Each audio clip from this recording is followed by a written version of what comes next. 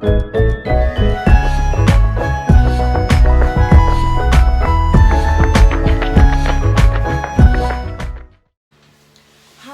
good afternoon. Welcome to Jopa's Daughter again. It's Olabisi Ajay Layode here, aka Jopa's Daughter. And yeah, welcome to the show. Welcome to my video. And okay, right. So, how are you? How's your mental health? Hope you're coping very, very well. And in a previous video, I spoke about how I am where I am now, being a single, middle-aged, recently uncoupled lady. And so, I promised you that I'll be giving you updates on my journey. Right, I spoke about my mental health then, how I suffered greatly, especially with the lockdown, being at home, and how I had to go back to taking my meds. So I've been taking my meds for a while now, and the panic attacks have gone down. They haven't totally gone. They don't totally gone. They don't totally go. They just get manageable and worse when there's a trigger. When I'm in Britain, in Nigeria, I hardly get them. So when on a particular day that the that I was really, really, really close to a mental breakdown, and lawyer man was at home. He was in his room, and I realized that once again that you know we have we had a great friendship. We when we first met each other, he said to me, look, Bomi, we have to have a foundation of friendship, because passion will fizzle out, and if we don't have a friendship, when the passion fizzles out, we would have nothing. So we started on a foundation of friendship, and I realized that I still missed that friendship. I realized that even though I didn't miss being a wife, and I didn't miss him being my husband, I missed him being my friend, my gossip partner, my tatafo partner, my paddy for jungle. And so I wore my big girl's panties, and I thought, I can either continue suffering like this, not having his friendship, or I can, walk up to him and say to him, hey, I miss you as a friend, and let's see how it goes. If he rejects me, hey, that is life. You win some, you lose some. So I went to him and I said to him, I need to talk to you. And I explained to him that even though, I didn't miss the marriage part, I didn't miss, being his wife, and I didn't miss him being my husband, I miss him being my friend. I miss the companionship, I miss the friendship. And so, I said that, and I was very, very close to tears when I was saying this. And when I finished saying it, I didn't expect anything from him. I just, got up and he said, hold on, hold on. He said, I miss you as well. I miss you as my friend. And I would really love it if we can maintain, the friendship and continue being friends. And so, lo and behold, we have been friends. And I'm hoping that we are going to be that one of those couples that can set, they say no divorce is painless. Yes, no divorce is painless, no separation is painless, but we are working on making this as painless as possible for both of us, for our son as well, Toby. And he, like I said, I would never fault him for being that father figure to Toby. He is not Toby's biological father, but he's more of a father to Toby than Toby's biological father ever was or is. And I can never fault him for that. So we are both, creating a fun environment for our son again. And Toby has come out of his shell. Toby's back to being the fun, sarcastic Toby that he was before this thing happened. In that video, I said that he was moping around the house. He was slouching, and there was the day I saw him sitting in the dark in the living room, not doing anything. I didn't even know there was anybody in the living room. I came to the kitchen to do something, and then I was going upstairs, and I saw that I thought, okay, let me check to see everything is okay. It was quite late in the night, and I saw him sitting down there doing nothing. But since Lawyer Man and I have extended hand, friendship hand, have extended a hand of friendship to each other, the house has been more the way it was before. And then the other day, it was just the both of us at home, and I was wearing an outfit that needed to be zipped up at the back, and there was nobody to help me zip it to the top, so I had to go and meet him. And I said, can you help me zip it? And as I was zipping it, I felt the sexual tension between us, but I didn't want to do anything about it, and it was like old time. And when he finished zipping it, he grabbed one of my boobs, and it felt like old times again, but I didn't do anything about that. And then the other day, I pinched his yash, his bum, as I walked past him. It was instinctive, because I'm sure the day he grabbed my boobs, I'm sure it was instinctive to him as well. He didn't even think about it, because those are the kind of things we used to do. We used to pull each other's pants down, just generally fooling around. So yeah, that is where we are now. We are friends, and we hope to maintain this friendship even if we don't get back as husband and wife.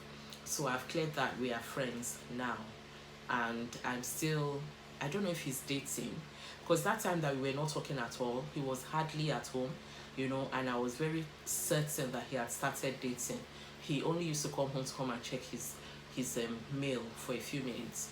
But you know what, since that day that I said to him that I'd like us to be friends, he has been at home, when he's not at work. He has been at home, he has been sleeping at home, which he wasn't doing before. So a few days ago, I asked him, this girl, this lady, this woman that you were dating on, that's a serious rebound, because since we've become friends, you haven't been sleeping away from home again. And he saw that he wasn't dating anybody.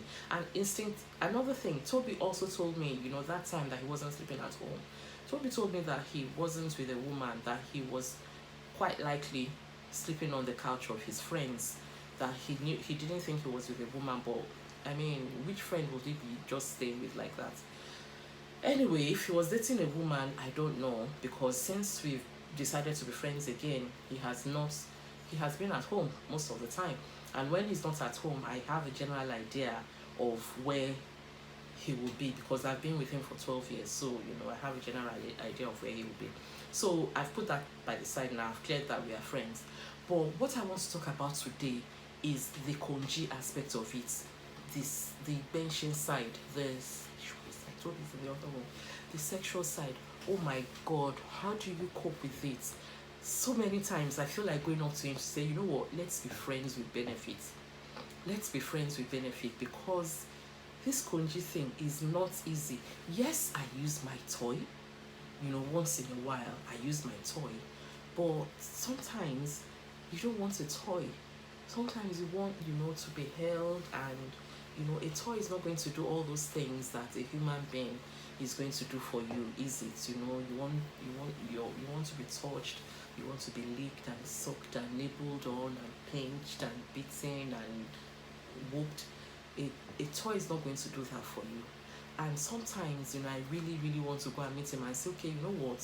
We are still separated, we are still for divorce, but can we be friends with benefits? But what has stopped me from doing that is because I want to test myself as well. This is a challenge for me. I want to see how long I can go without sex. So it's been it's almost 6 months now, 5 months. The last time we benched was in January, and then I had a period. That's the last time I've had a period. This perimenopausal thing is just doing my head in. I mean, am I out of periods? Am I out of eggs or not? So after my period, he started doing bonku to me over some issue, some imaginary issue in his head. And he wasn't touching me, he wasn't talking to me and everything. And then, the post happened and all that. So I think in the longest time, this is the longest I've been without benching. This is the longest I've been, almost 6 months. And I'm giving myself a pat on the back. A few times I almost fell off the wagon, I won't lie. A couple of times I've actually called guys and be like, I want to see you, you know. And at the last minute, I'll be like, no, but you don't. The first time I did it, actually, it wasn't even because I was feeling horny. The first time I did it was because I wanted to get back at him. So I was making, appointments to be with someone else. And then at the last minute, I thought, but don't do this. Don't do this to spite someone. He probably doesn't even know what you're doing. He probably doesn't know you are doing anything to spite him. If you want to do this because you want to have sex with somebody else, not because you want to spite somebody who doesn't know that you are spiting him. So I let that go. And then another time when I was, when my mental health was suffering, I remember this saying that says the best way to get over somebody is to get under somebody else. So I was going to get under somebody else. Then, the guy was excited and everything, but I wasn't feeling him. I just wanted to do it to get over, lawyer man. And then I said to myself, no, Bumi, don't do this. Don't use this man. How would you like it? One of my mottos in life is do as you'll be done by. I think that's even my basic motto in life, do as you'll be done by. So I said to myself, you don't want anybody to date you on the rebound. Don't date anybody on the rebound. So I just let the guy down softly. I let him down softly. And since then, I'm beginning to be a bit prostitutional now, aren't I? Because there was once I called an ex and I said that, I'm coming to see you for sex. I was really, really horny that day. And I said, I'm going to come and see you, tomorrow or 2 days later for sex. And then, he was really excited and I was looking forward to it. And then something said to me, Bumi, he's an ex for a reason. He's an ex for a reason. Where you have said good night, you don't go back there to say hello. So when the time came, I told him I changed my mind. He was quite disappointed. But yeah, so that's where I am now. And today I could really, really do with some hot and steamy sex. But I don't know what to do. I don't know if I should still. Cheers. Pineapple and pot. I don't know. On one hand, I want to see how long I can do this thing. This is the longest time in a very long time for me. Apart from when I first became, sexually active, maybe in my early 20s, I could go for months. Did I even go for months? I don't know. Look, I'm a very sensual woman. I'm a very sexual woman. I own that. So don't be looking at me with side eye like this woman is a bit of a prostitute. I own my sexuality. In fact, when I first met lawyer man, I used to jump in.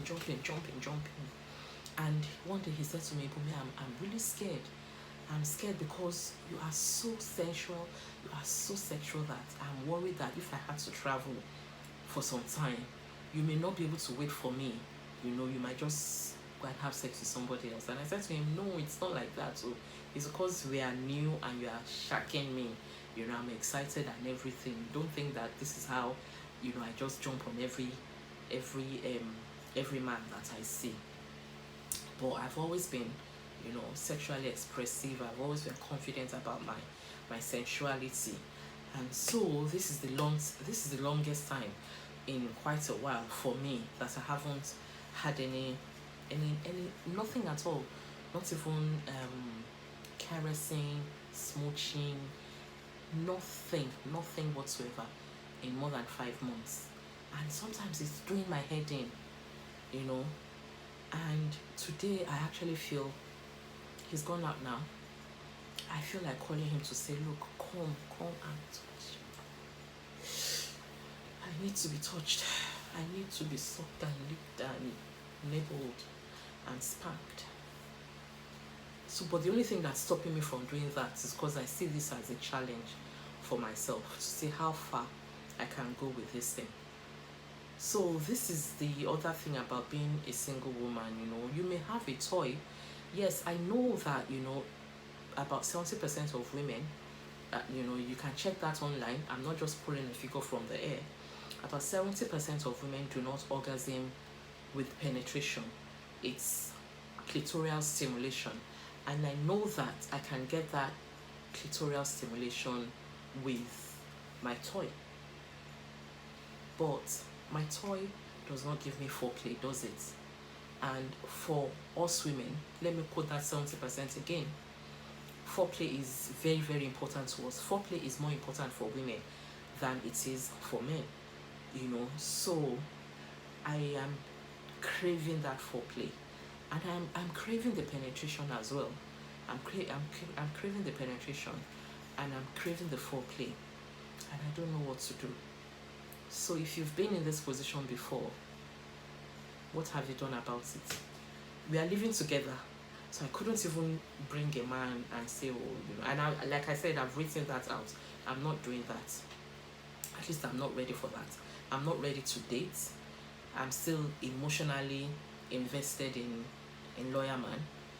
I'm still in love with him, and I still love him. So I'm not ready to date anybody else. I'm not ready to sleep with anybody else. So we are still living together, and I'm really tempted to say to him, hey, let's be friends with benefits. So if you've been in this situation, how did you cope? How did you cope with the loss of intimacy? It's tough. And that's the thing I miss. I don't miss the having to cook for him and all that. I don't cook for him. He takes care of his food.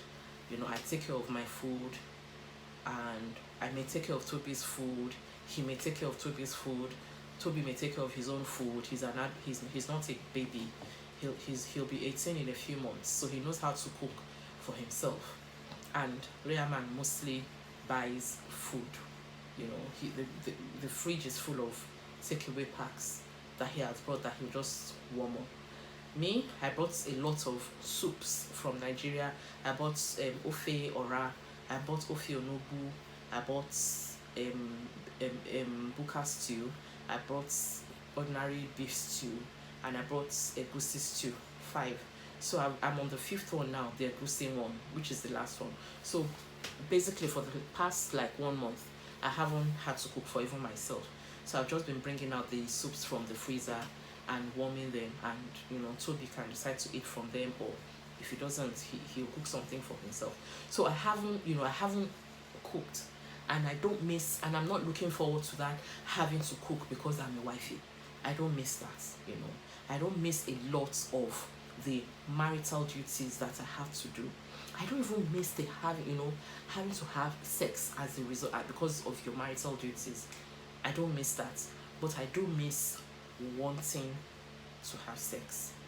I miss hot two bodies, sweaty bodies rubbing with each other, or being flung or being held gently. I do miss that. How do I cope? I don't know. Maybe tomorrow I might decide that, what, I'm not challenging myself. Sod it. We are going to be friends with benefits. Or maybe like I've been doing, I'll just type myself and say, Bumi, look, you can do this. You can do this. Is it food? Like some guys say, sex, is it food? No, it's not food. You can do without it. I can't do without it permanently, but I'll try and see how long I can do without it. So let's talk. How did you cope when this happened to you? How did you cope about the loss of intimacy? Did toys do it for you? Or are you one of those people who don't believe in toys at all? If you don't believe in toys at all, did you get a proper, human to do it for you? Or did you do without toys and without human touch and just went cold turkey? Or are you asexual? You never wanted it and you still don't want it. So let me know how you are coping with this, because once in a while I'm not coping very well. God knows I'm not coping very well.